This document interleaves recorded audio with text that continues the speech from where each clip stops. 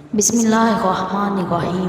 ربیع الاول کی 3 تاریخ کا وظیفہ یعنی ہفتے کے دن کا وظیفہ۔ میرے پیارے بہنوں اور بھائیوں اور بزرگوں، السلام علیکم ورحمۃ اللہ وبرکاتہ۔ میں امید کرتی ہوں آپ تمام لوگ جہاں بھی ہوں گے خوش ہوں گے، اللہ کی رحمت کے سائے میں ہوں گے۔ میں آپ کو جو عمل بتانے والی ہوں وہ ربیع الاول کی 3 تاریخ کا عمل ہے، ربیع الاول کے پہلے ہفتے کا عمل ہے۔ آپ نے اس عمل کو ربیع الاول کی 3 تاریخ کو کرنا ہے۔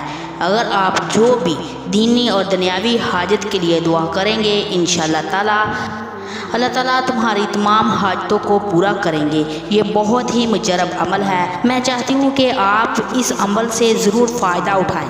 یہ بہت ہی آسان عمل ہے، اس کو سب لوگ کر سکتے ہیں۔ آپ اس عمل کو نوٹ کریں اور اس عمل کو ضرور کریں۔ آپ نے نماز عشاء اور یا نماز چاشت کی نماز کے وقت 4 رکعت نماز نفل پڑھنے ہیں۔ آپ نے 2 رکعت کر کے پڑھنے ہیں۔ آپ نے نفل 2 رکعت کر کے پڑھنے ہیں۔ پہلی رکعت میں سورۃ فاتحہ کے ساتھ جو سورت پڑھنی ہے، آپ نے اس کے ساتھ آیت کریمہ ملا کر پڑھنا ہے، اور اس آیت کریمہ کو 1 مرتبہ پڑھنا ہے، اور اس کے بعد سورۃ اخلاص پڑھنی ہے 3 مرتبہ۔